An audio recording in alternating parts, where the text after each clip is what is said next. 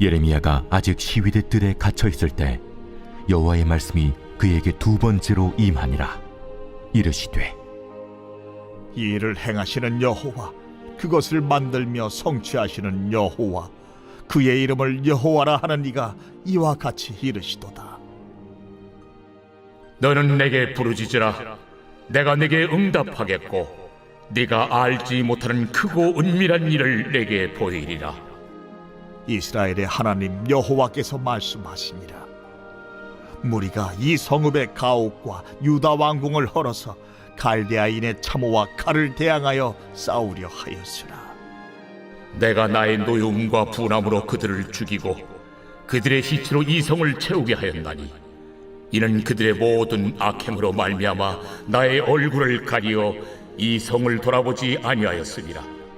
그러나 보라, 내가 이 성읍을 치료하며 고쳐 낫게 하고 평안과 진실이 풍성함을 그들에게 나타낼 것이며 내가 유다의 포로와 이스라엘의 포로를 돌아오게 하여 그들을 처음과 같이 세울 것이며 내가 그들을 내게 범한 그 모든 죄악에서 정하게 하며 그들이 내게 범하며 행한 모든 죄악을 사할 것이라.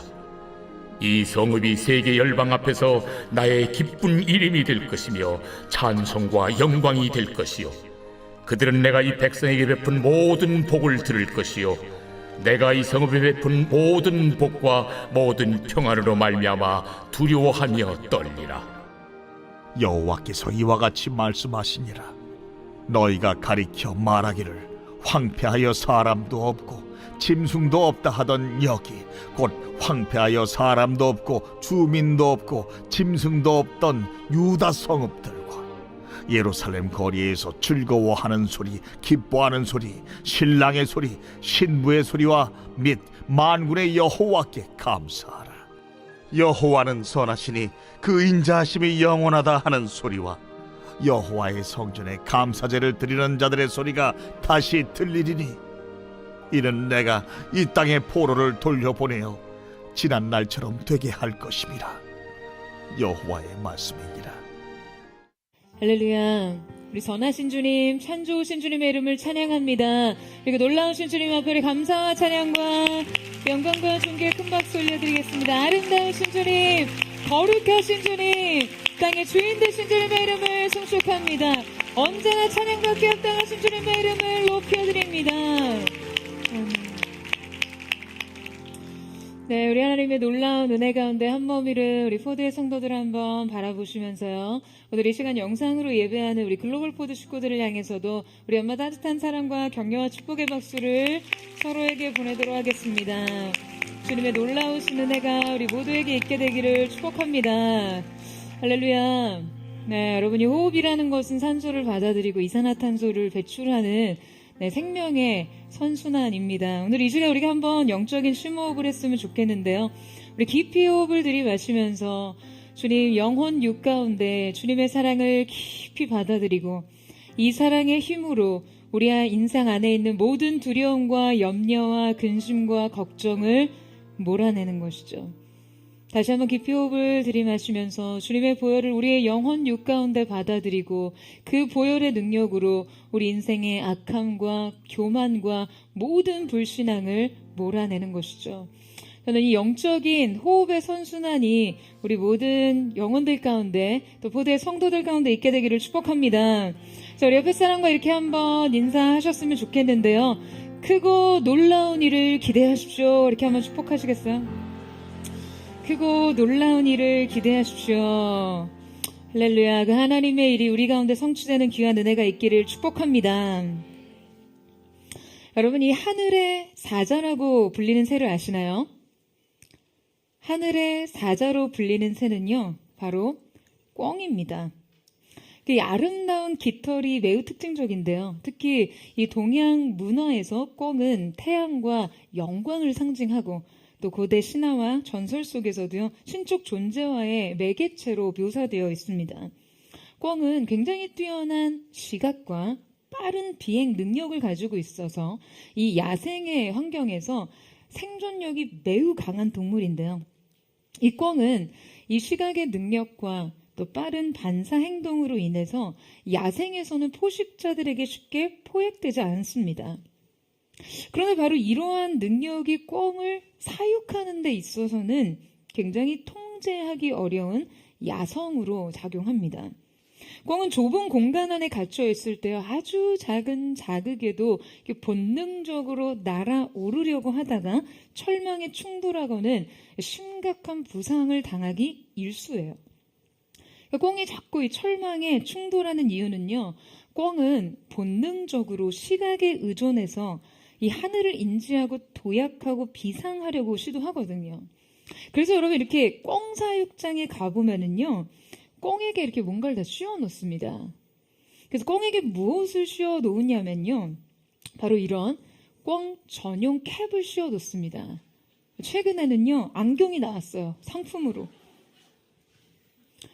여러분, 하늘을 보지 못하게 하는 거예요.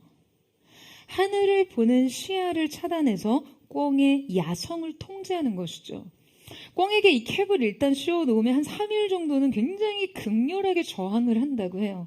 그런데 그 이후로는 이 갇힌 시야에 그냥 완전히 적응하게 되고, 그리고 이 도구에 순응해서 더 이상 하늘을 보려는 시도를 하지 않습니다. 그리고 이렇게 시각 차단 캡에 적응한 꿩은요, 놀랍게도 날아오르려는 시도를 전혀 하지 않고 오로지 땅만을 보고 닭처럼 땅에 떨어진 모이만 쪼아 먹기 때문에 그 이후에는 아예 그냥 철망이 없이 방목을 해도 되는 상태에 이른다고 해요. 그렇게 하늘을 볼 생각도 없이 땅만 보고 모이만 쪼아대며 그냥 그렇게 포동포동 살만 찌는 거예요. 물론 이러한 사육 방식은 사육 환경에 적응하고 살아가야 하는 이 꿩의 스트레스 지수를 현저히 줄여주긴 하지만요. 여러분, 이렇게 사육된 꿩은요, 사실상 더 이상 꿩이 아닙니다. 하늘을 날고자 하는 본능은 꿩의 정체성의 핵심이거든요. 하지만 꿩의 이 본래적인 본능, 이 본능적인 야성은 사육의 환경에서 완전히 억제되면서 인간의 통제 아래 그냥 철저하게 적응하게 됩니다. 꿩이 하늘을 날지 못하게 하는 이 도구 하나만으로 그 꿩의 야성을, 그 본능을 완전히 장악하는 것이에요. 시야를 제한하고 보는 세계를 바꾸는 것으로 꿩의 본능과 정체성, 그냥 모두를 바꿔놓는 것이죠. 여러분, 사단이 우리에게 하는 일이 이와 같지 않습니까? 우리의 눈을 가려 하늘을 보지 못하게 합니다.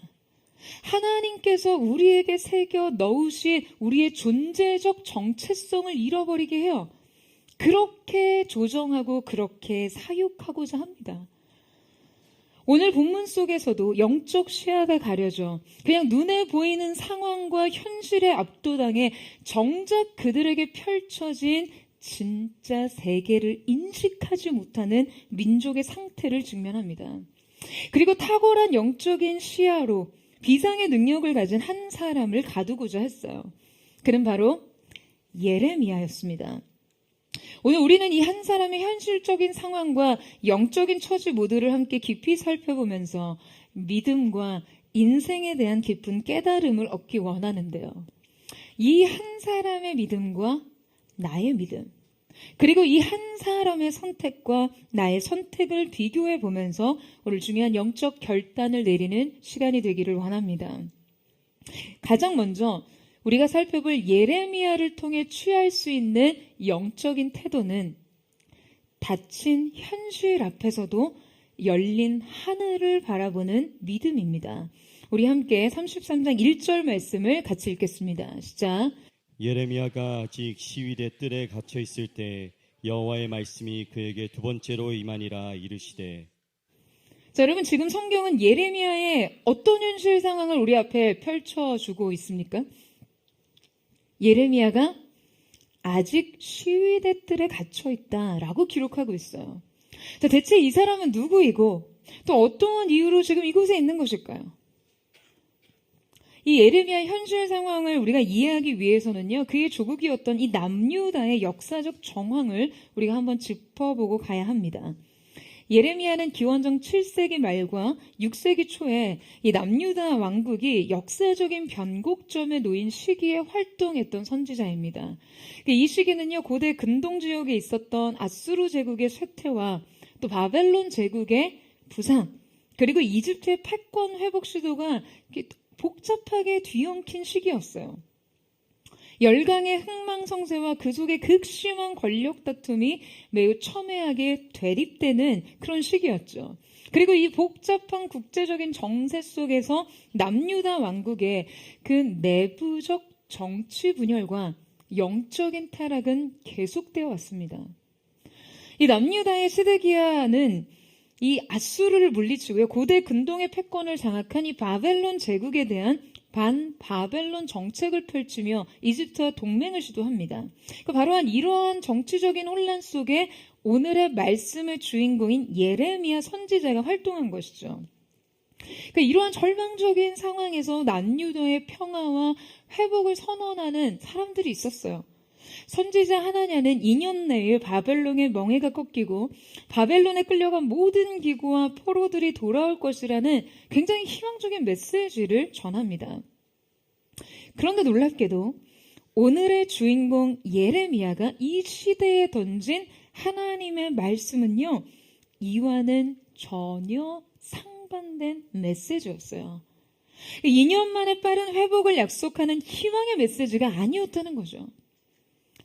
예레미야가 이 현실 세계에 던진 하나님의 말씀은 하나님께서 이미 바벨론을 하나님의 도구로 사용하시기를 결정하셨기 때문에 그분의 뜻을 인간이 결코 돌이킬 수 없으며 남유다는 이 뜻에 순복하여 바벨론에게 저항하지 않고 순순히 항복해야만 왕도 살 수 있고 예레미야 그 예루살렘의 성전과 왕궁과 도시도 불타지 않을 것이며 이 백성들의 생명까지도 건질 수 있다는 메시지였습니다. 그는 한치의 양보도 없이 2년이 아닌 70년의 포로기를 예언합니다. 2년이 아니라 70년이었어요. 이러한 그의 메시지는 바벨론과 싸워야 한다고 주장하는 이 유다의 정치적 기조와 정면으로 충돌하는 것이었겠죠.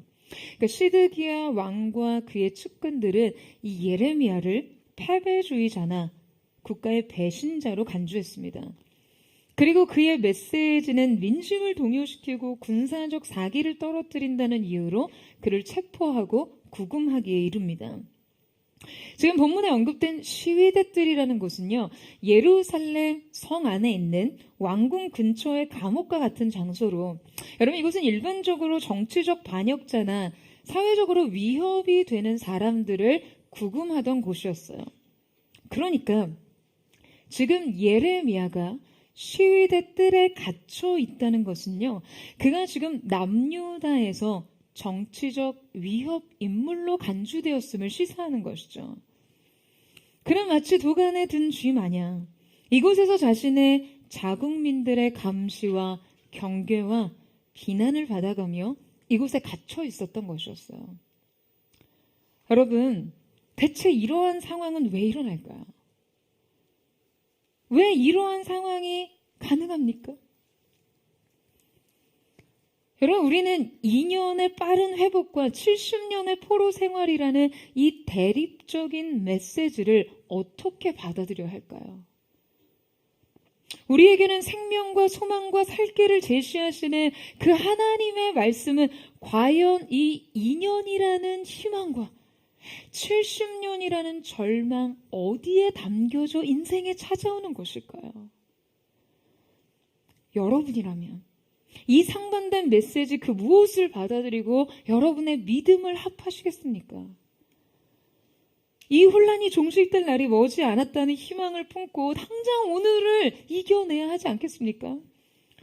하나님께서 살아 역사하신다면, 그분이 선하시다면, 자기의 백성에 대한 최소한의 책임을 하신다면 당연히 당장 이 상황을 해결해 주셔야 하는 거 아닙니까? 민족적인 자부심과 정서를 고취시키며 바벨론과 맞서 싸우라는 하냐냐의 말이 여러분 보다 설득력 있지 않습니까? 그것이 바로 하나님의 말씀이 우리의 인생에 기여하는 마땅한 일 아닙니까? 아니요, 여러분. 하나님의 말씀은 우리의 인생에 기여하기 위해 존재하는 것이 아닙니다. 하나님의 말씀은 하나님 그분의 뜻을 이루시기 위해 존재합니다. 여러분 이 사실을 믿으세요? 하나님의 이 인연의 근거 없는 희망과 평화 선언은요, 그 출처가 결코 하나님으로부터 비롯된 것이 아니었고, 그저 그들의 근본 없는 영적 실상을 매우 잘 보여주는 메시지입니다. 여러분 오늘 이 본문은요, 우리에게 매우 사실적으로 지금 예레미야가 어떠한 영적 상황에 처해 있는지를 그의 생생한 현실 세계를 통해 보여주고 있습니다.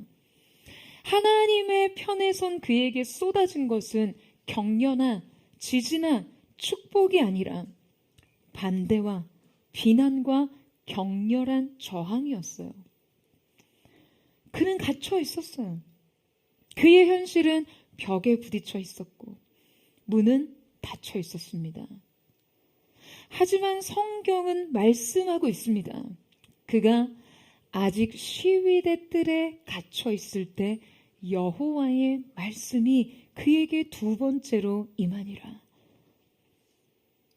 그는 갇혀 있었고 사방은 막혀 있었고 현실의 문은 닫혀 있었지만 하늘은 열려 있었습니다. 그는 모든 닫힌 세계 안에서 하늘을 열어둔 사람이었어요. 여러분 반면에 남유다의 정치 지도자들과 영적 지도자들은 어떠했습니까? 그들이 주장하는 이 인연이라는 희망적 선언은 무엇을 의미하나요? 여러분 그들은 그저 현실을 열어 젖히고 싶어 했어요.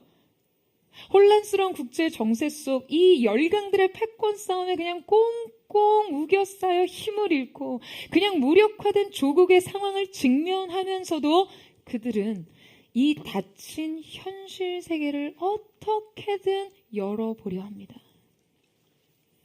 하늘은 닫아둔 채로 말이죠. 아니 그들은 현실이 열려 있다면 하늘이 닫혀 있던 말던 관심이 없었어요. 하나님 앞에서 그들의 이 영적 타락의 실상은 그냥 너무나 참담한 것이었습니다. 그들은 정작 영적 세계에 대해서는 관심조차 없었어요.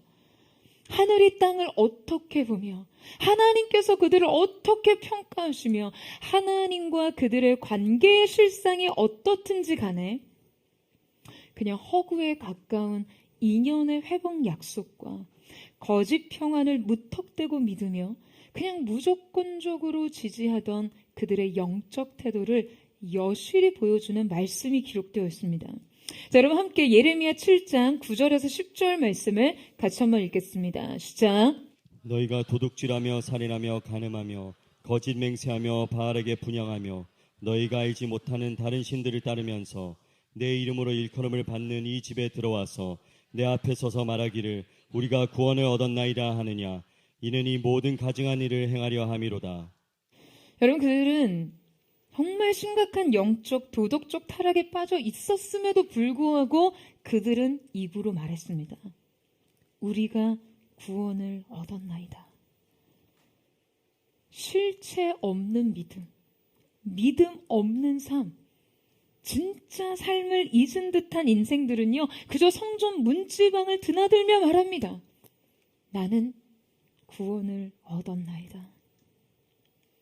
여러분 이것이 바로 하늘은 굳게 닫혀 있어도 그냥 현실만을 열면 되는 사람들의 영적 실태입니다.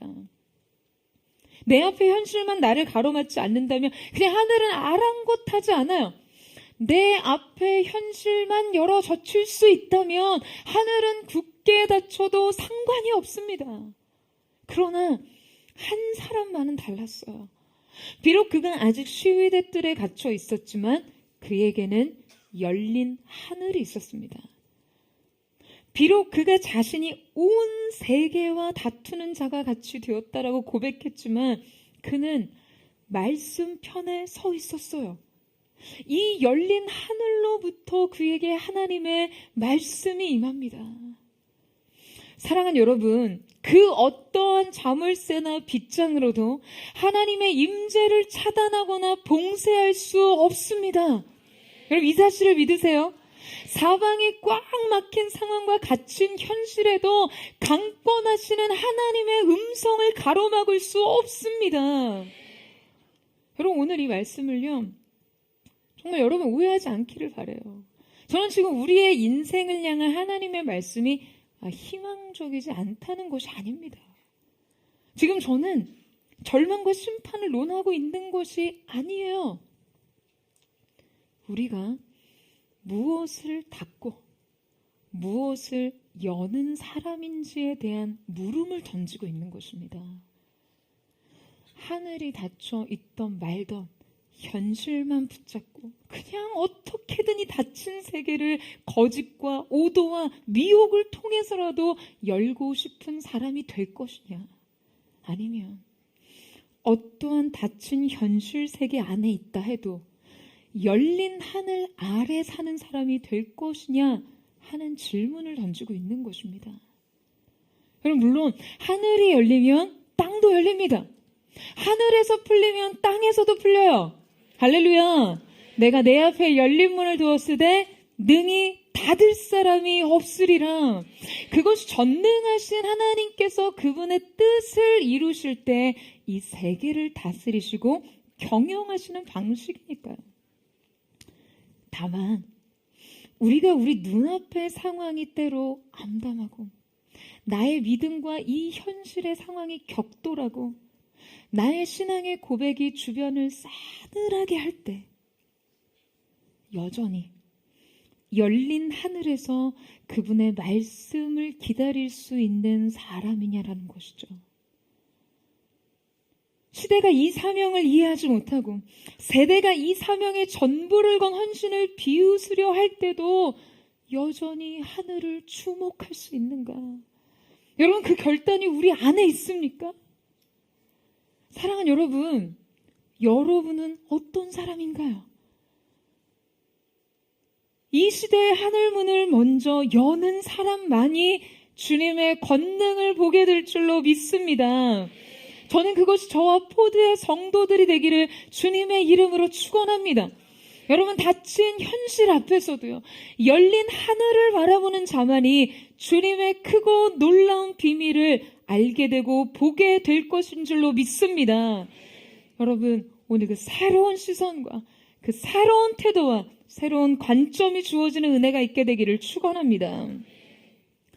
예레미야를 통해 취할 수 있는 영적 태도 두 번째는 어둠 가운데 창조를 일으키는 믿음입니다.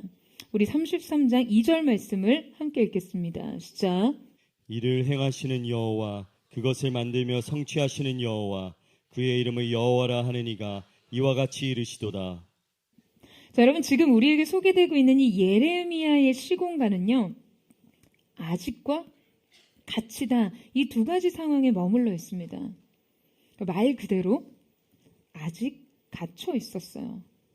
그런데 그때 하나님의 말씀이 임하셔서 여러분 뭐라고 하십니까?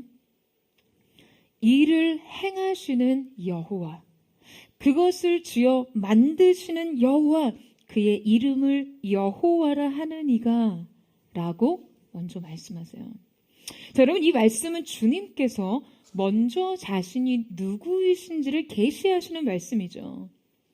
신학자 월터 브루그만은요, 이 구절은 하나님의 이름이 단순한 어떠한 칭호가 아니라 하나님이 그의 백성 가운데 어떻게 일하시는지를 보여주는 관계적 선언이다라고 말했습니다.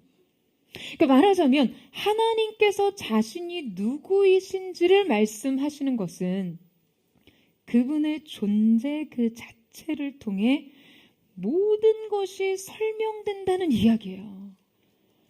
그분의 존재는 모든 것을 평정합니다.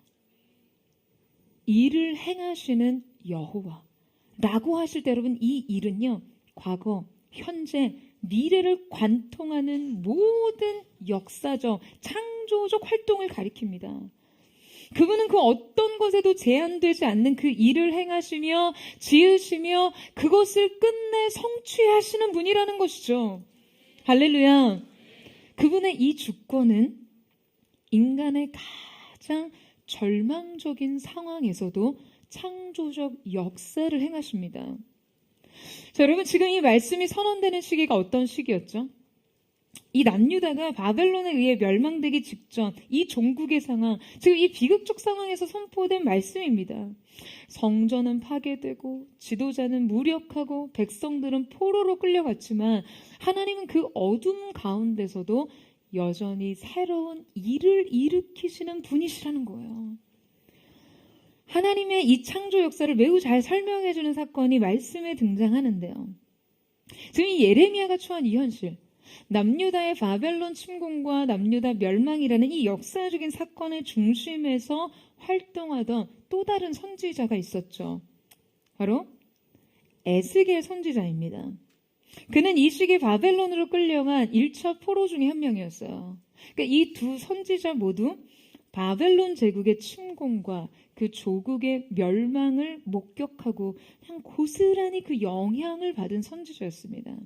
자, 그런데 이 에스겔 선지자에게 임하신 하나님의 말씀과 환상을 보면요, 동일한 하나님의 역사의 방식과 믿음의 세계에 대해서 깨달을 수 있습니다. 우리 함께 에스겔 37장 1절에서 3절 말씀을 같이 한번 읽겠습니다. 시작.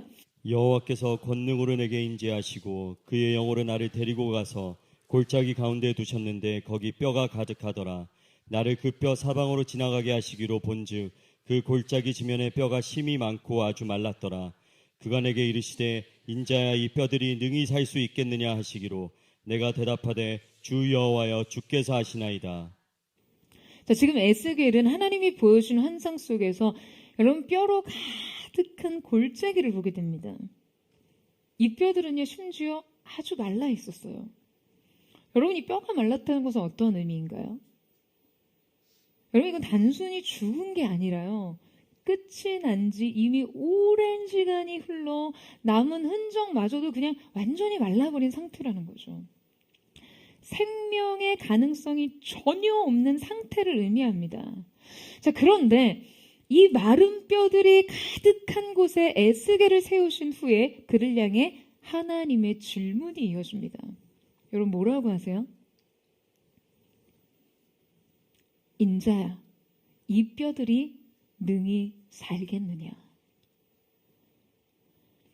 여러분, 많은 사람들이 주님의 이 질문 앞에서 자신의 대답을 생각합니다.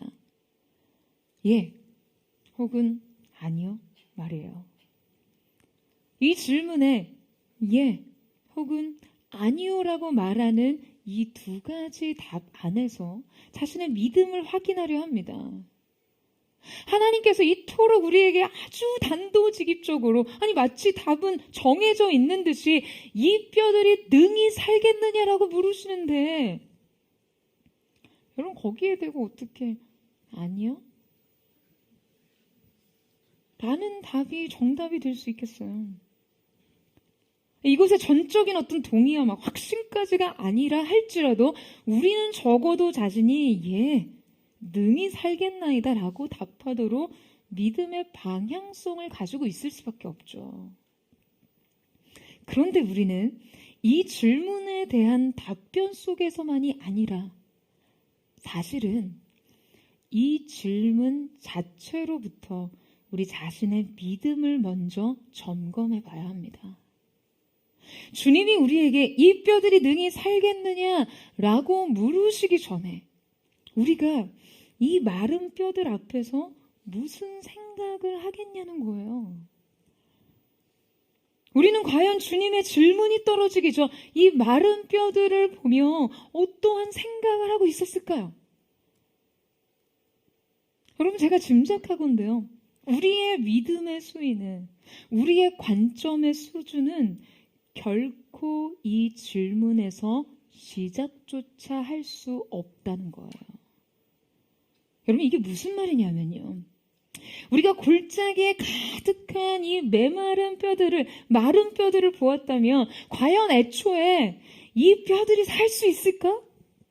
라는 질문을 던질 수나 있겠냐는 거죠. 아마도 이 뼈들을 바라보며 우리가 던지는 질문은 그냥 고작 해봐야, 아니 왜 여기에 이런 뼈들이 있지? 이 뼈는 누구 거지? 이들은 왜 죽었지? 왜 하나님은 나를 이곳에 데려오신 걸까? 정도의 질문 아닐까요? 과연 인간 존재가 이 마른 뼈들을 바라보며 이 뼈들이 살 수 있을까를 질문할 수 있을까요? 여러분, 이 질문은요, 애초에 창조주의 질문입니다. 이 질문은 전능자의 질문이에요. 이것이 살지 말지를 질문할 수 있는 것은 인간의 능력과 너무 멀어요. 여러분, 이것이 바로 주님과 우리의 차이입니다. 하나님께서는 이것을 능히 살리실 수 있을 뿐 아니라 이것을 살리느냐 마냐를 질문하시고 결정하시고 행하시고 성취하시는 분이라는 거예요. 사람이 죽어 남긴 흔적 정도가 아니라 그냥 말라 비틀어져서 생명의 기운이라고는, 생명의 가능성이라고는 털끝만치도 남지 않은 이 마른 뼈들을 보시고 이것이 살 수 있을지를 질문하시는 주님께서는 끝내 이 뼈들을 일으켜 군대로 만드시는 분이십니다. 사랑하는 여러분, 이 차이를 아는 것이 믿음이에요. 하나님께서는 애초에 모든 것이 끝장난 죽음 앞에서도 우리의 전혀 다른 질문을 던지실 수 있는 분이라는 것을 믿는 그 믿음 말이에요. 뿐만 아니라 그분은 우리 눈에 의식조차 되지 않던 그 사방의 생기를 향하여 명령하시고 그 생기를 통해 이 마른 뼈를 군대로 일으키시는 분이십니다. 마른 뼈에서 군대를 보시는 분이세요. 주님이 누구이신지를 아는 이 믿음. 여러분, 이 믿음 위에서 우리의 삶은 출발해야 합니다. 여러분, 이 말씀을 여러분의 삶 어떠한 상황 가운데에서도 적용하는 은혜가 있게 되기를 축복합니다. 일을 행하시는 여호와, 그것을 지어 만들어 성취하시는 여호와, 그 이름을 여호와라 하는 이가 이와 같이 이르시도다. 여러분, 주님은 여러분의 삶에 어떤 분이십니까? 사방이 어둡고요, 희망은 보이지 않고요, 대안은 없고요, 인생은 여러분을 포로처럼 끌고 가려 한다 해도 여러분 기억하세요. 주님이 누구이신지, 그분이 어떠한 일을 행하시는 분이신지, 여러분, 우리의 지혜가 너무나 부족하고 도무지 해결할 수 없는 상황들, 갈등들, 한계들을 직면할 때마다 하늘을 보시고 하나님을 기억하십시오. 여러분, 이 말씀을 계속해서 읊조려 보세요. 일을 행하시는 여호와, 그것을 지어 만들어 성취하시는 여호와, 그 여호와 하나님께서 내 인생에 관여하시고 내 형편을 하시고 내 신음에 응답하심을 기억하십시오. 내 행위를 판단하시고 내 중심을 감찰하시며 여러분의 눈물을 닦으신다는 것을 기억하세요. 여러분의 필요를 공급하시고 여러분의 길을 인도하시고 약속을 지키시는 분이심을 기억하시기를 축복합니다. 여러분, 우리 하나님이 어떠한 분이신지, 주님이 누구이신지를 기억하는 그것만으로 우리는 삶에 대해 다른 질문을 할 수 있습니다. 삶의 허다한 문제들, 내 인생 골짜기에 그 가득한 이 마른 뼈들을 바라보며 왜 이런 일이 일어났을까? 왜 이 일이 나한테 일어났을까? 이 질문이 아니라요, 주님께서 능히 이 마른 뼈를 살리시겠는가를 질문할 수 있기를 축원합니다. 그리고 끝내 그 마른 뼈가 군대로 일으켜짐을 보는 인생 되기를 주님의 이름으로 축원합니다. 여러분의 인생 골짜기 마른 뼈는 무엇입니까? 그것을 보며 여러분이 던질 수 있는 인생 질문이 변화되는 거룩한 믿음의 새로운 시작이 저와 여러분 가운데 있게 되기를 주님의 이름으로 축원합니다. 예레미야를 통해 취할 수 있는 영적 태도 세 번째는 초월적 방식에 동참하는 믿음입니다. 자, 우리 함께 3절 말씀을 같이 읽겠습니다. 시작. 너는 내게 부르짖으라. 내가 내게 응답하겠고 내가 알지 못하는 크고 은밀한 일을 내게 보이리라. 자, 여러분, 하나님께서는 지금 예레미야에게 매우 중대한 명령을 내리십니다. 그것은 바로 너는 내게와 부르짖으라 였어요. 여러분, 분명 앞서 우리가 함께 살펴본 말씀에 의하면 여러분, 주님은 어떠한 분이셨죠? 그분은요, 인간의 역사에 조금도 제한받지 않으시고 스스로 계시며 그분 뜻대로 역사하시는 분이십니다. 그런데 그렇게 명백하게 자신을 계시하신 주님께서 지금 예레미야에게요, 한 가지를 명령하고 계세요.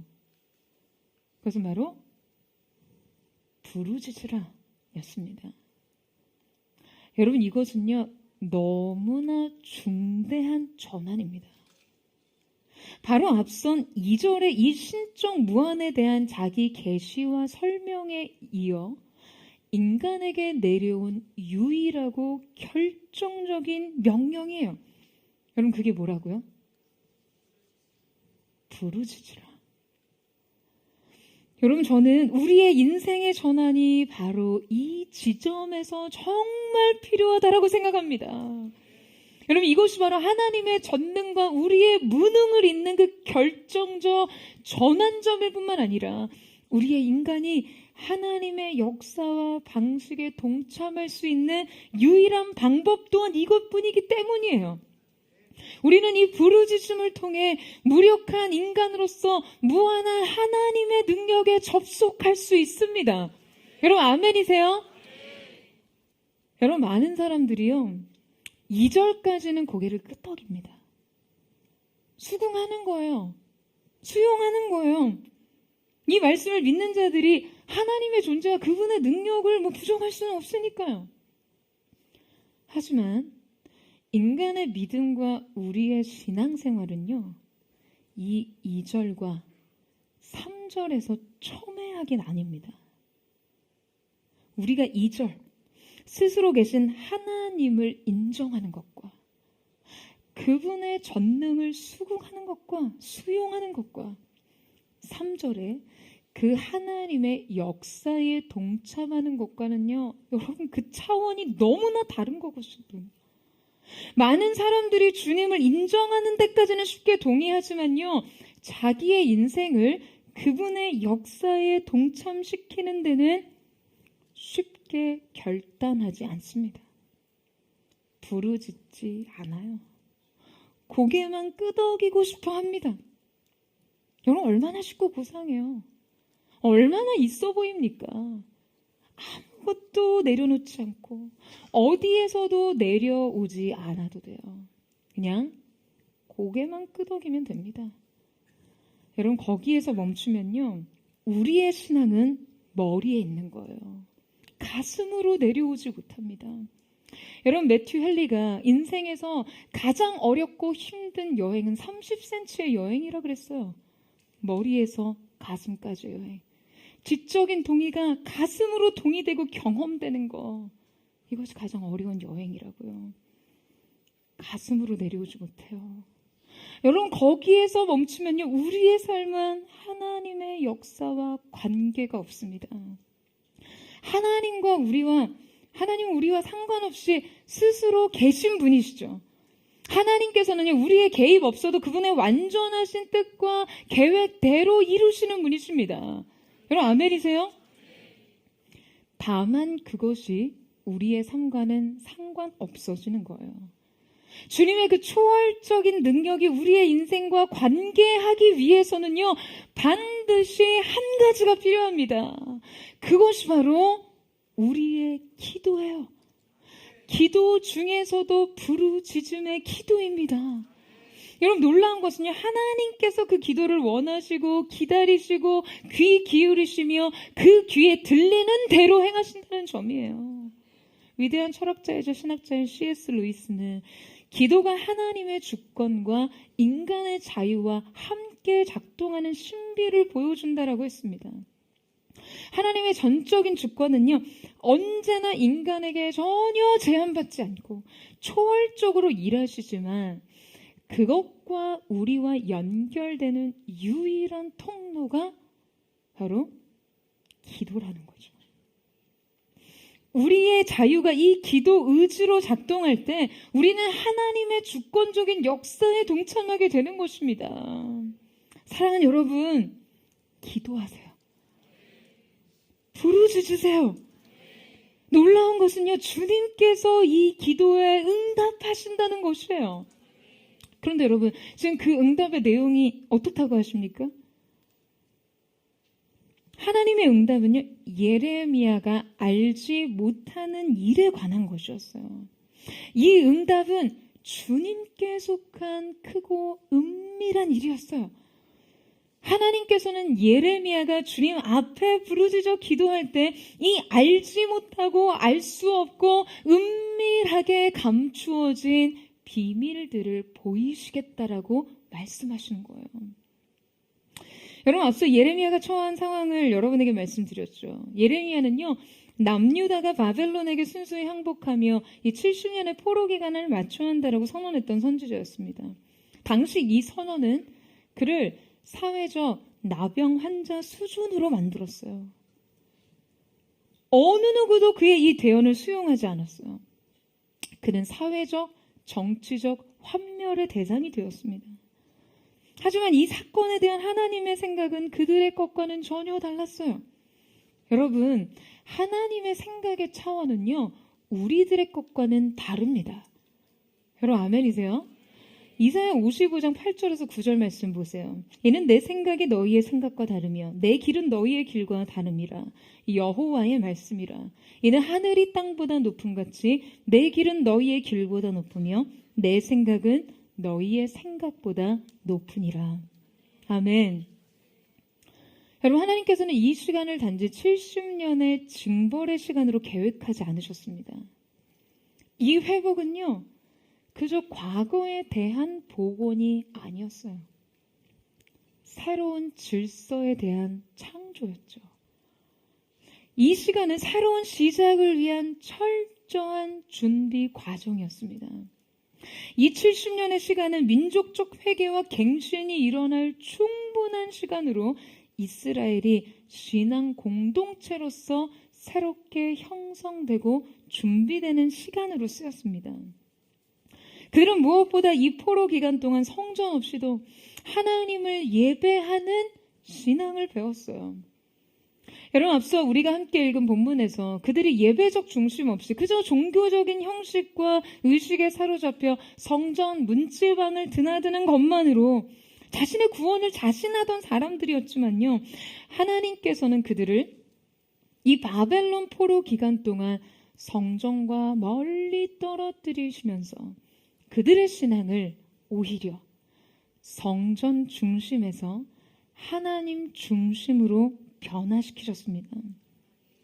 성전이라는 명확한 유형물, 형식에 기대어 중심을 잃었던 예배자들을 회복시키셨어요.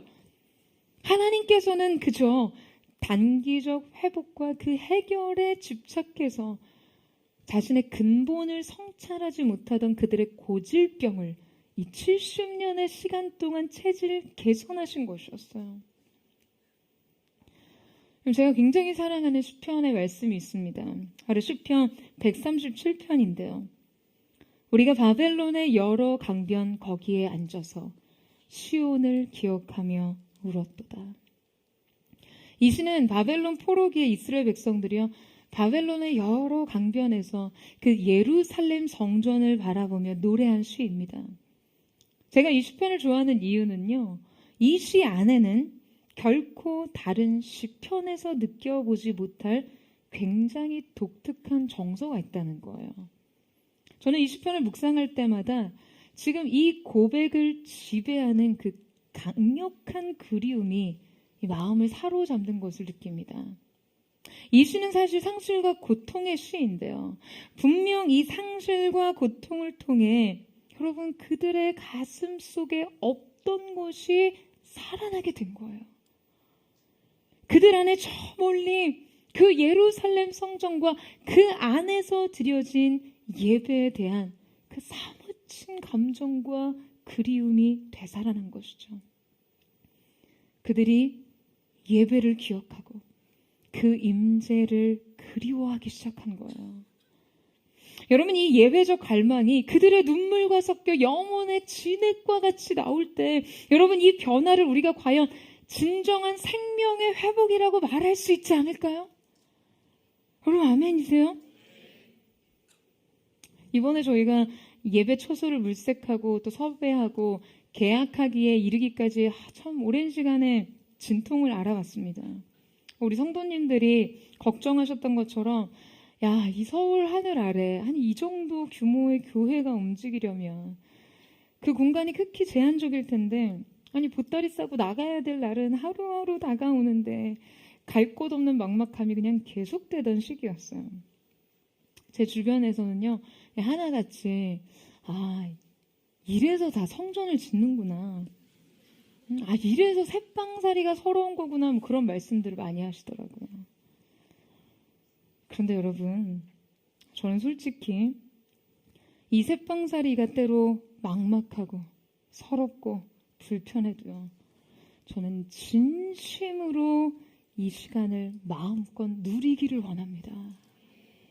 성전이 없기 때문에 누릴 수 있는 이 성전에 대한 간절함, 예배할 장소가 없기 때문에 함께 모여 예배하는 것에 대해 느끼는 소중함, 성전이 없으므로 이 유형의 공간에 의존하지 않고 그 안에 무형의 자원에 철저히 의존할 수밖에 없는 상황, 유형의 공간이 준비되지 않는 동안 무형의 존재를 준비할 수 있는 시간, 그 이를 위해 온 성도들이 함께 금식하며 부르짖으며 마음을 합해 기도하던 이 경험, 여러분 저는 이 경험이 진정 영적인 특권이라고 생각합니다. 결국 이 시간이 우리에게 남기는 것이요, 살아있는 영적 갈망이에요. 살아있기 위해서 필요한 시간 말이죠. 바로 무릎으로 하나님의 역사를 배우고 가슴으로 사랑을 알기 위해 우리에게 반드시 필요한 과정인 것입니다. 여러분, 우리 예배가 매주 이 0에서부터 시작을 하죠. 다시 시작합니다. 지금 여러분이 앉아 계신 의자나 음향, 중계 장비뿐만이 아니라요, 지금 제가 서 있는 이 단도 매주 새롭게 조립하고 철거하기를 반복합니다. 한 번의 예배를 위해 이 장소의 모든 것을 0에서부터 시작해서 새롭게 세팅하는 과정을 매주 저희 교회가 감당하고 있다고 하면요, 다들 놀라죠. 그게 어떻게 가능하냐고. 여러분, 2부 예배를 마치시고요, 문을 열고 나가실 때 이 홀의 좌측 공간에 가시면요, 우리 교회 굉장히 건장한 청년들과 건장한 자매는 아니고 아름다운 자매들이요, 마치 링 위에 올라가서 운동선수들이 미리 몸을 푸는 느낌으로 대기를 하고 있습니다. 이제 이 2부 예배가 끝나면 곧장이 예배 공간 철거와 장비 철수를 위해서 1부 예배 이후에 셀 모임을 마치고 다시 모이던 거죠. 저희 TF팀 팀장이 이승용 팀장과 또 우리 팀원들이 모이면요, 팀장님이 늘 그런 이야기를 한다고 해요. 교회에 어떤 일을 할 수 있는 사람이 없을 때 그 일은 우리가 할 일이다. 야, 여러분 너무 멋지지 않습니까? 감동적이지 않으세요? 저는 이러한 성도들을 발견할 때마다 포드처치의 운동력을 느낍니다. 제가 한때는요, 정말 너무 고생하는 팀을 보면서 이거 용역이라도 좀 써야 되는 거 아닐까라는 생각을 했어요. 그런데 TF팀의 강력한 반대에 부딪혔습니다. 근데 여러분, 저는 알아요. 우리에게 이 불편은 축복이라는 것을요. 이 불편이 기르는 영적 야성은요, 결코 다 갖춰진 환경에서 나올 수 없습니다.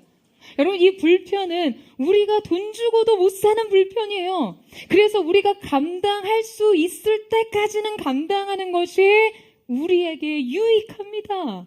왜냐? 이 헌신이 우리 교회의 근력을 성장시키기 때문이에요. 영적 근력을 성장시켜요. 저희 교회에 노길상 황혜연 두 분의 선교사님이 계시는데요. 여러분은 노항상 황기퍼 선교사님으로 알고 계실 거예요. 신년에 선교사님이 아들 노국장님에게 교회를 위해 기도하시고 축복해 주시고 덕담해 주신 내용을 저에게 이렇게 메시지로 보내줬는데요. 제가 정말 그 메시지를 읽고 너무나 가슴이 뜨거웠습니다. 그 축복의 마지막 메시지에 이러한 내용이 있었는데요.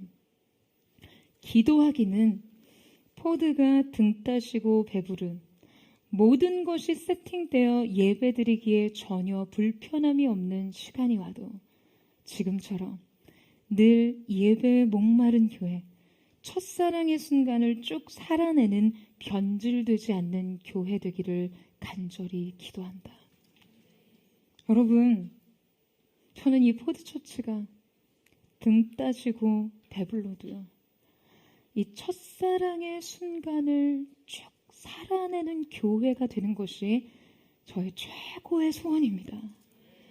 언젠가 우리가 편안한 환경에 설 수 있을 때조차 우리가 이 사랑의 순간을 보존하기 위해서, 여러분, 우리는 우리의 불타는 심장을 지켜내야 해요. 여러분, 아멘이세요? 우리의 야성을 지켜내야 합니다. 여러분, 저는 영적 야성이라는 말을 참 좋아해요. 근데 여러분, 야성은요, 따뜻한 방구석에서 길러지는 것이 아닙니다. 여러분, 야성은 저항을 온몸으로 부딪혀야 길러지는 거예요. 많은 사람들이 저항을 몸으로 느끼면요, 인생이 크게 잘못되는 줄 알고 벌벌 떱니다. 아니요, 여러분. 바로 그때 인생이 자랍니다. 책임의 무게에 눌리고, 노력의 총량에 눌리고, 위험 부담에 눌릴 때 그냥 인정하세요. 아, 내가 이걸 뚫고 가면 자라있겠구나. 내가 여기서 버티면 내부에 힘이 생기겠구나. 여러분, 이것이 바로 야성이고 내공이고 근성입니다. 여러분, 근력을 기르는 운동 원리가 어떻게 됩니까? 여러분, 근력을 키우려면요, 근육이 평소보다 더 큰 저항을 받고 이에 적응해내는 과부의 원리를 통해 성장합니다. 여러분, 이 과부하 원리라는 것이요, 감당할 수 없는 그 이상치 저항에 부딪히는 거거든요. 이때 이 저항 운동의 근섬유에 이 미세한 손상을 입습니다. 그런데 바로 그때 자라납니다. 이 손상이 회복되는 과정에서 바로 그 근섬유가 더 크고 강하게 성장하게 되는 거예요. 사랑하는 여러분, 여러분의 인생에 이 과부하를 너무 두려워하지 마세요. 그때 부르짖어 기도하십시오. 저항을 온몸으로 부딪혀야 하는 그 순간 기도하세요. 그 저항이 도리어 삶에 어떠한 변화를 일으키는지, 어떠한 돌파를 이루어내는지, 인생에 어떠한 비밀을 풀어내는지, 우리의 삶이 어떻게 그분의 초월적인 능력과 접속되는지를 발견하고 경험하시기를 축원합니다. 그럴 때 여러분이 기도로서 부르짖을 때 사랑하는 포드의 성도들에게 결코 우리의 생각과 우리의 지각과 우리의 지식으로 할 수 없었던, 생각할 수 없었던 그 하나님 차원의 크고 놀라운 비밀이 펼쳐지는 역사가 있게 되기를 주님의 이름으로 축원합니다. 저는 오늘 이 시간이요, 2절에서 3절의 지점을 뛰어넘는 시간, 수용하고 인정하는 것을 넘어서 부르짖어 기도하며 열린 하늘을 향해 고개를 들 때 하나님의 전능과 우리의 무능이 연결되고 하나님의 뜻이 하늘에서 이루어진 것처럼 땅에서도 이루어지는 새로운 역사의 시작이 될 줄로 믿습니다. 그 은혜가 우리 모두에게 있게 되기를 주님의 이름으로 축원합니다. 우리 함께 찬양하며 기도하며 나아갔으면 좋겠습니다. 사랑하는 주님, 오늘 이 시간 우리가 우리의 인생 마치 시위대 틀에 갇혀 있었던, 아직도 여전히 변한 것이 없는 현실 상황과 사방에 우겨싸여 막힌 것 같은 삶의 현실을 지날 때 여전히 우리 가운데 열린 하늘이 존재함을, 기도하면 들으시는 하나님께서 계심을 우리 모두 믿음으로 고백하게 하여 주시옵소서. 오늘 우리의 영적 시야를 갖추어 오롯이 우리가 땅의 일에 집중하도록 우리의 시야를 가리는 모든 사단의 괴계가 예수님의 이름으로 끊어지게 하시고, 우리의 영적인 눈이 열리고 믿음의 시야가 회복되어지는 거룩한 은혜, 새로운 비상과 도약의 시작이, 하나님과의 연합된 역사의 시작이 우리 가운데 펼쳐지게 하여 주시옵소서. 우리 그 마음 고백하며 오늘 우리의 기도를 들으시는 주님 앞으로 우리 함께 나아가기를 원합니다. 우리 함께 기도해 주 앞에 나와 무릎 꿇고 긍휼 베푸시는 주, 하늘을 향해 두 손 들고 하늘 문이 열리고 은혜의 비추기 이 땅 가득 내리도록 마침내 주 오셔서 의의 비추기 우리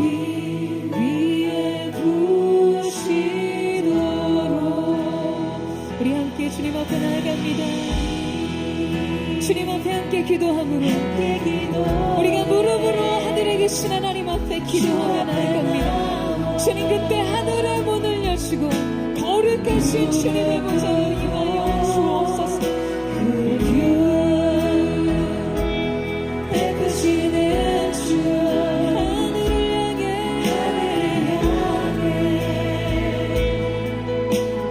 두 손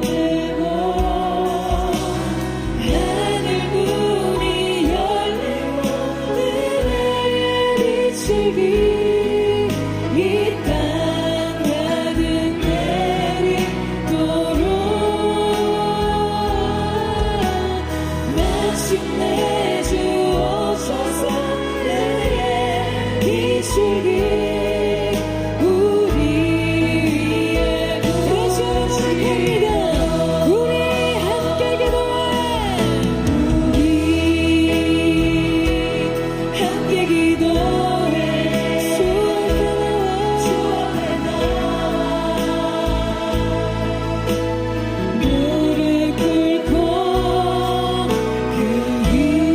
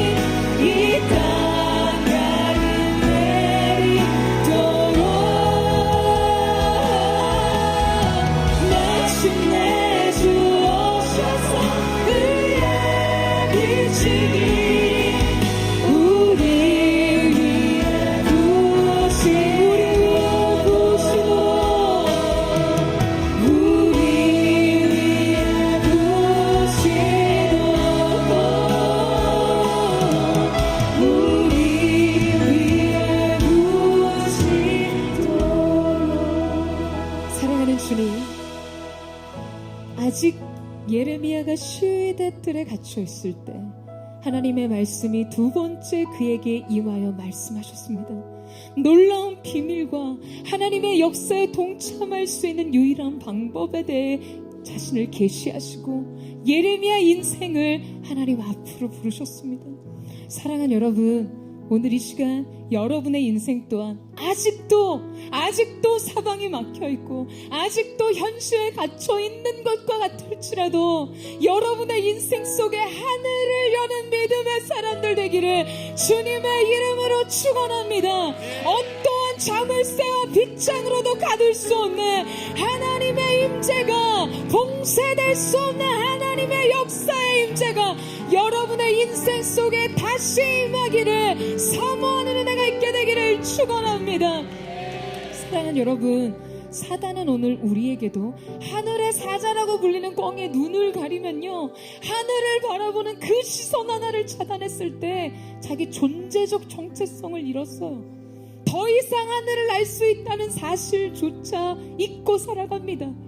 눈앞에 보이는 현실의 모임만을 쪼아대며 자신의 삶 속에 주어진 진짜 정체성을 상실한 채 살아가요. 여러분, 오늘 사단이 이 현실을 여러분의 눈에 가리워, 이 상황과 환경의 문제로 여러분의 눈을 가리워 진짜 여러분에게 존재하는 세계가 있다는 사실을 잊게 하고 있어요.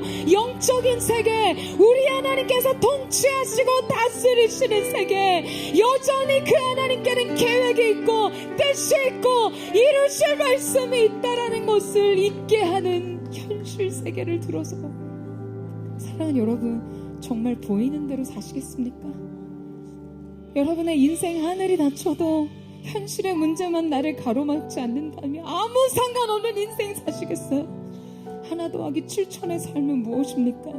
사랑하는 여러분, 오늘 여러분을 가로막고 여러분을 가두는 삶의 문제와 환경과 현실과 이 삶의 시국의 여러 문제 속에서도 하늘의 문을 두드리고 여는 자들이 되기를 주님의 이름으로 축원합니다. 하나님 편에 서는 자들이 일어나기를 예수님의 이름으로 축원합니다. 두드리라 그리하면 열릴 것이요, 찾으라 그리하면 찾게 될 것이라 하신 주님 앞에 우리 하늘의 문을 두드리며 주여 한번 짓고 기도합니다. 주여. 사랑하는 주님, 상황과 현실이 사방에서 우겨싸일지라도 현실 속에서 아직도 여전히 동일한 인생의 문제 속에 가두어져 있을지라도 결코 하나님의 임재와 말씀을 가둘 수 없음을 선포합니다. 그 임재와 연합하게 하시고 그 말씀을 능력과 연합하게 하시고 이를 주여 성취하시는 영광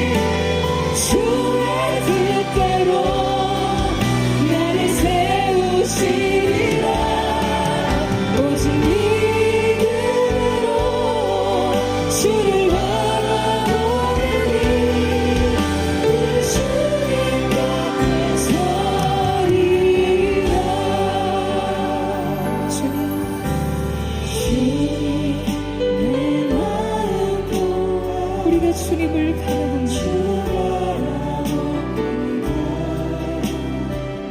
눈 떠주 보게 하소서. 오 주님, 내가 주께 주님 주시고 그 말씀을 능력으로 우리를 새롭게 하여 주시옵소서. 하소서. 내가 전심으로 주 얼굴 구하리니 주의 뜻대로 나를 세우시리라. 오직 믿음으로 주를 바라보리니 늘 주님 곁에서 걸으면서 기도가 내가 전심으로 주님, 우리가 주님의 얼굴을 봅니다. 열린 하늘 통해 역사하시는 주님의 응답을 사모합니다. 믿음으로 주를 바라보리니 늘 주님 곁에서 늘 주님 곁에 서리라. 주님 곁에서 이라. 늘 주님 곁에서 이라. 사랑하는 여러분, 우리의 인생에서 정말 중요한 것은요, 현실적 정확한 판단이 아닌 하나님의 생각이십니다. 이 사실을 믿으세요? 여러분의 인생 마른 뼈들을 보고 계십니까? 깊은 인생의 골짜기에서요, 이미 끝나버리고 죽은 지 오래된 것처럼 보이는 문제들을 매 순간 직면하고 계세요. 고작 우리의 인생이 그 곁에서 하나님 앞에 던질 수 있는 질문이란 무엇입니까? 주님, 왜 이런 일이 일어났습니까? 왜 나에게 이러한 일이 일어났나요? 고작 우리의 이성과 우리의 지성과 우리의 판단과 우리의 합리적 사고가 이 인생 골짜기의 마른 뼈들 앞에서 던질 수 있는 질문이란 이 정도 수준입니다. 그러나 여러분, 일을 지어 성취하시는 여호와, 그 일을 만들어 성취하시는 일을 행하시는 하나님께서는요, 인생의 마른 뼈에서 여호와의 군대를 보십니다. 그분이 우리에게 도전하시는 인생 질문은요, 왜 이런 일이 일어났지? 왜 나에게 이러한 일이 있어야 했지? 정도의 수준이 아니라, 주님, 능히 하나님께서 이 뼈들을 살게 하실 줄로 믿습니다. 여러분, 이 질문을 하나님 앞에 던지는 새로운 믿음의 시작이 저와 여러분 가운데 있게 되기를 예수님의 이름으로 축복합니다. 우리의 눈에 보이지도 않는 생계를 불러와 하나님께서 인생 골짜기의 마른 뼈들을 일으켜 여호와의 군대가 되게 하심을 보는 은혜의 역사가 있게 되기를 축복합니다. 인생의 질병의 마른 뼈 같은 문제 앞에서도 여러분 질문을 바꾸세요. 답을 바꾸십시오. 인생에 해결되지 않는 수많은 한계 앞에서, 해결될 수 없는 인생 문제 앞에서도 믿음의 질문으로 새로워지는 은혜가 있게 되기를 축원합니다. 주님, 그렇습니다. 인자야, 능히 이 뼈들이 살겠느냐? 예, 주님께서 하실 수 있습니다. 오늘 모든 처치가 이 믿음을 주께 드리는 은혜가 있게 되기를 주님의 이름으로 축원합니다. 우리 주여 세 번 부르짖고 합심의 동성으로 기도합니다. 주여,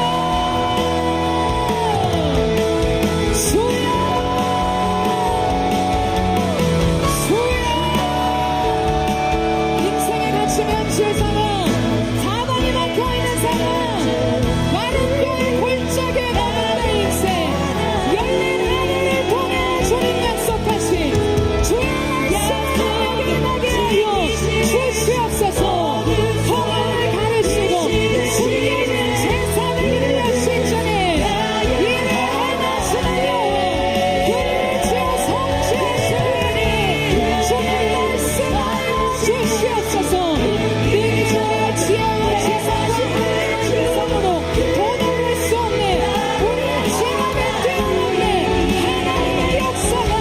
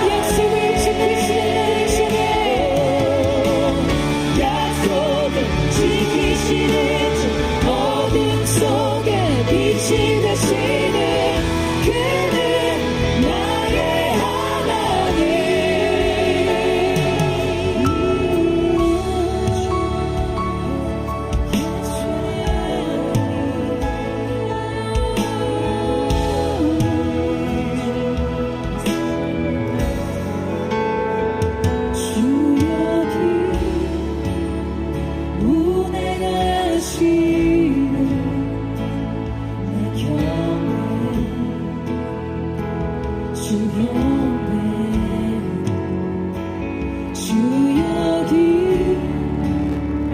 역사하시네. 나 경배해, 주 경배해. 우리 맘 만지시는 주, 나 경배해, 주 경배해. 우리 맘 치료하시네. 나 경배해,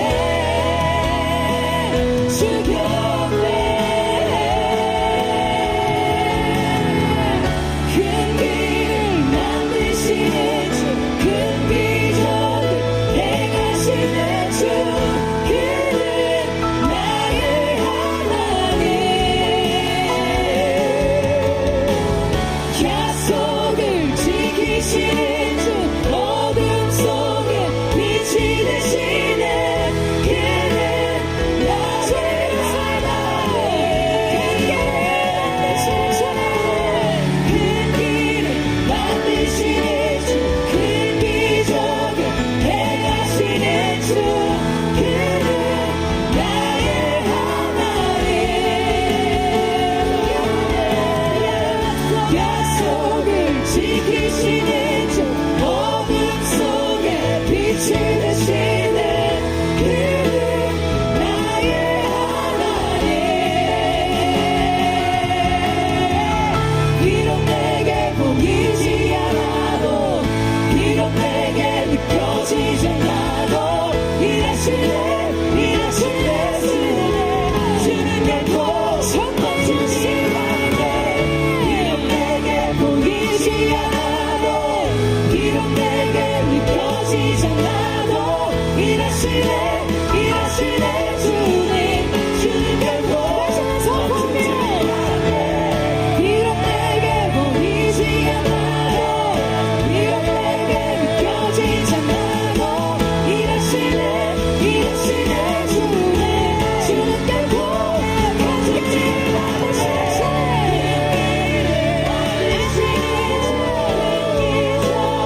행하시는 주, 그는 나의 하나님.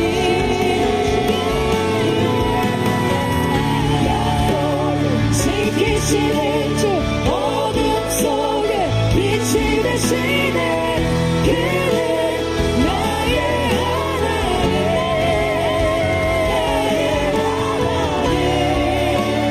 나의 하나님, 나의 하나님. 주님, 그렇습니다. 그 전능하신 하나님, 너의 하나님 되십니다.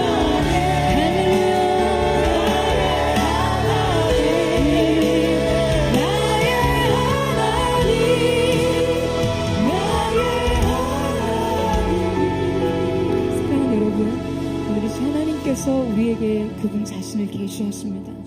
일을 행하시는 여호와, 전능하신 하나님께서, 그의 일을 지어 성취하시는 여호와께서 이르시되 자신의 존재를 나타내고 계시며, 그분의 전능으로 모든 것을 평정하실 수 있는 자기 하나님 되심을 나타내시며 우리에게 말씀하십니다. 너는 내게와 부르짖으라. 그리하면 내가 내게 응답하겠고. 우리가 알 수 있는 지식의 수준, 합리적인 판단, 객관적인 현실에 대한 감각, 우리의 지각을 뛰어넘는 하나님의 크고 은밀한 일을 나타내 보이십니다. 여러분 아멘이세요? 여러분 그 일을 사모하십니까? 여러분 하나님은 전능하신 분이세요. 무한하신 분이십니다를 인정하고 수용하는 것에 그저 인생의 자리에서 고개를 끄덕이며 아멘하는 정도의 믿음에 머물지 마시고요. 여러분 그 지점에서는 인생이 변화되지 않습니다. 하나님의 전능과 여러분의 무능을 연결하는 부르짖는 기도를 통해 하나님께서는 우리가 상상할 수 없는 인생의 판도와 이 시대의 판세를 뒤바꾸실 수 있는 크고 놀라움에 비밀 가운데 감춰져 있는 오직 하나님만이 아시는 그 일을 우리 가운데 풀어주실 줄로 믿습니다. 누가 오늘 이 인생의 한계 지점을 넘어가시겠습니까? 누가 머리로 동의하던 바를 가슴으로 느끼며 주님 앞에 부르짖으시겠습니까? 사랑하는 포도의 성도들을 주님 깨워주십시오. 이 시대의 성도들을 깨워주십시오. 주님, 기도로 일어나는 여호와의 군대가 되게 하여 주시옵소서. 마른 뼈에서 군대를 보는 하나님의 관점이 우리의 관점, 우리의 믿음 되게 하셔서 오늘 주님이 펼치신 하나님의 영광의 임재 속에 감춰진 기적과 같은 은혜를 누리게 하여 주시옵소서. 주여 만물을 짓고 동성으로 기도합니다. 주여, 사랑하는 주님, 우리가 이 시간 부르짖으며 기도합니다. 제한된 우리의 생각의 기도의 제목을 넘어 그가 놀라운 은혜와 비밀을 풀어 역사하시는 하나님의 응답이 우리 가운데 임하게 하여 주시옵소서.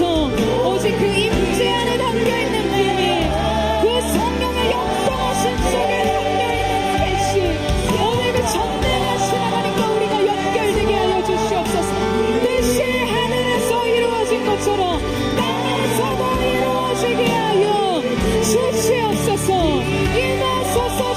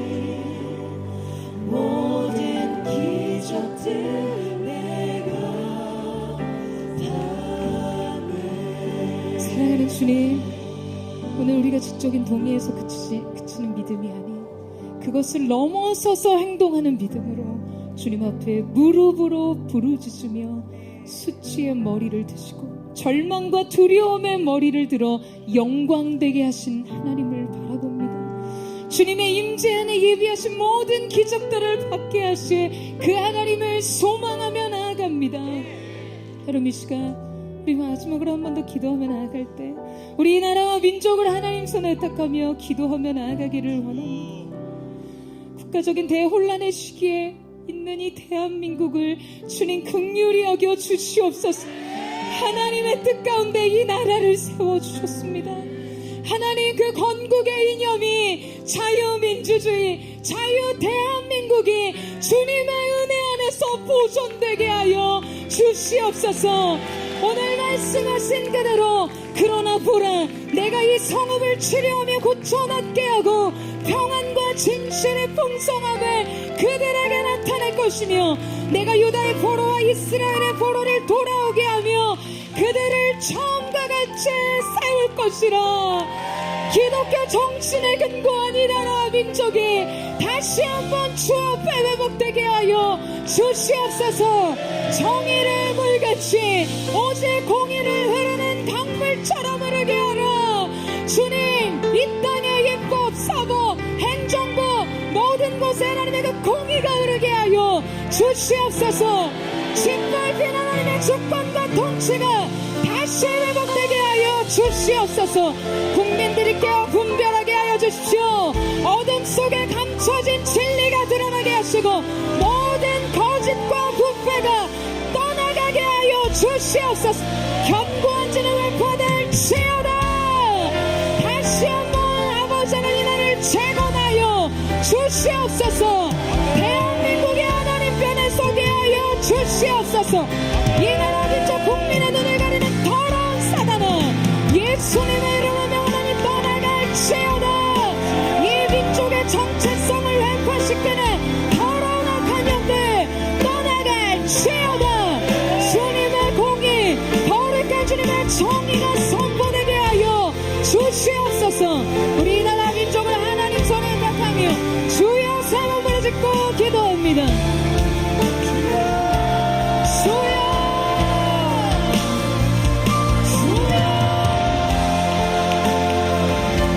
주여, 거룩하신 주님, 이 나라의 위정자들 뿐만 아니라 결코 그들만을 찾으게 하니 이 나라 민족의 국민들이 진리롭게 일어나게 하여 주시옵소서.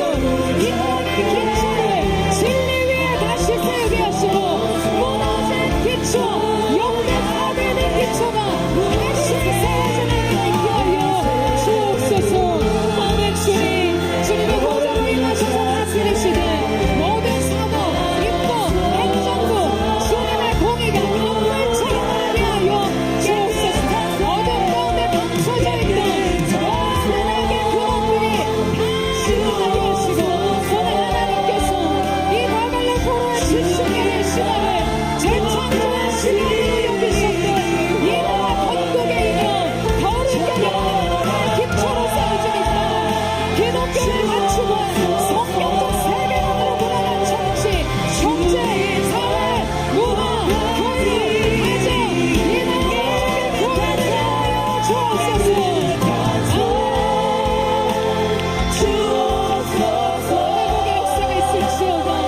주님, 이 나라 민족에 생기를 불어주십시오. 열 군대가 일어나게 하여 주십시오. 기독 청년들이 일어나게 하여 주십시오. 교회가 깨어 일어나게 하여 주십시오. 정신을 차리고 예수의 질서를 회복하게 하여 주시옵소서. 우리 세대로 주의 얼굴 찾게 하옵소서. 오 야곱의 하나님, 우리 세대로 주의 얼굴 찾게. 두 손 높이 들고 손을 들었습니다. 우리의 세대로 주님을 찾게 하옵소서. 우리 세대로 주의 얼굴 찾게 하옵소서. 오 야곱의 하나님, 깨끗하소 주옵소서. 주님만 높여드리, 주님만 높여드립니다. 주님만